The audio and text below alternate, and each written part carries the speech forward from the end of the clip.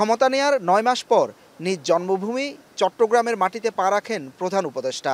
সকাল ৯টা ২০ মিনিটে বাংলাদেশ বিমানের ফ্লাইটে পৌঁছান চট্টগ্রাম বিমানবন্দরে। সেখানে তাকে অভ্যর্থনা জানান মেয়র, জেলা প্রশাসক সহ সরকারের ঊর্ধ্বতন কর্মকর্তারা। এর পরপরই তিনি পৌঁছান চট্টগ্রাম বন্দরে। ঘুরে দেখেন বন্দরের অপারেশন কার্যক্রম।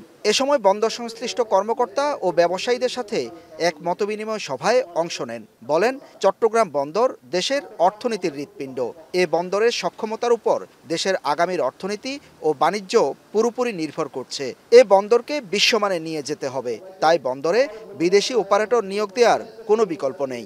ভুটান যদি এটার সঙ্গে সংযুক্ত হয়, সেও লাভবান হবে, আমরাও লাভবান হব। সেভেন সিস্টার যদি এটার সঙ্গে সংযুক্ত হয়, তারাও লাভবান হবে, আমরাও লাভবান হব। এটা আমাদের লাভ। একটা লাভ হলো, এর পেছনে আমাদের কোনো টাকা পয়সা খরচ লাগছে না। এটা মজার জিনিস তাদের সঙ্গে। Build, operate and transfer.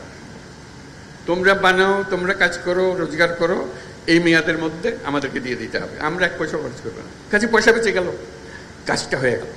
বক্তব্যে চট্টগ্রাম বন্দর সহ এ অঞ্চলের ভূ রাজনৈতিক গুরুত্ব তুলে ধরে তিনি বলেন, এ বন্দর দক্ষিণ এশিয়ার তথা ভুটান ও নেপালের জন্য হৃৎপিণ্ড হিসেবে গড়ে তুলতে হবে। বন্দর ব্যবহার করে ভারতের সেভেন সিস্টার যাতে পণ্য আনা নেওয়া করতে পারে, সে সক্ষমতায় চট্টগ্রাম বন্দরকে নিয়ে যেতে হবে। চট্টগ্রাম বন্দরটা হলো বাংলাদেশের অর্থনীতির হৃৎপিণ্ড। এই হৃৎপিণ্ড যদি দুর্বল হয়, তুমি ডাক্তার, বৈদ্য সবকিছু আনো, মেরামত হবে, কিন্তু চলে না।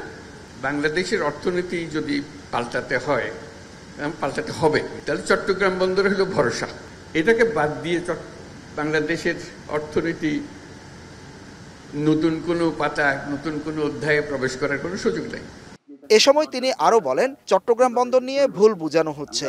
বিদেশি অপারেটরকে দিলে কোনো শ্রমিক চাকরি হারানোর আশঙ্কা নেই। এখানকার মানুষ দিয়ে তাকে চালাতে হবে যদি বন্দর চালাতে হয়।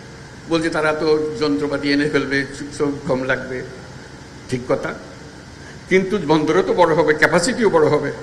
কাজে যেখানে আগে 1 জন লাগতো, এখন বন্দর বড় হওয়ার কারণে সেখানে 5 জন লাগবে। একেবারে কেন্দ্রীয়।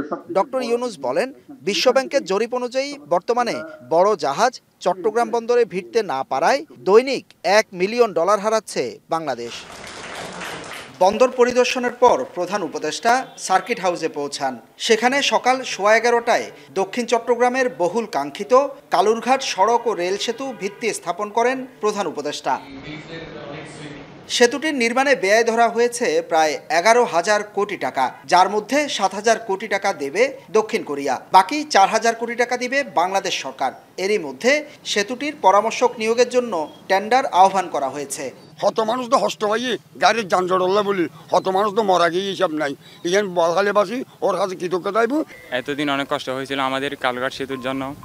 এত বছর পর আমাদের কালঘাট সেতু বাস্তবায়ন হতে যাচ্ছে।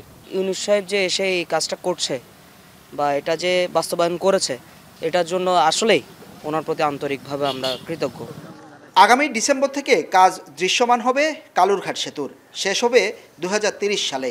এ সেতু দক্ষিণ চট্টগ্রামের 6 উপজেলা সহ কক্সবাজারের সাথে যোগাযোগে নতুন দিগন্তের সূচনা করবে। 1930 সালে ব্রিটিশ আমলে নির্মিত এই সেতু 2001 সালেই যানবাহন চলাচলের জন্য ঝুঁকিপূর্ণ ঘোষণা করা হয়।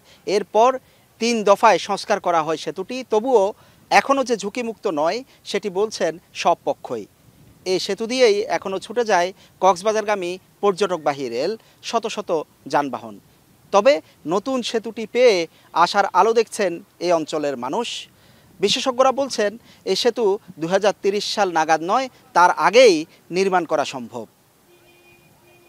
হোসাইন জিয়াদ, এখন, চট্টগ্রাম।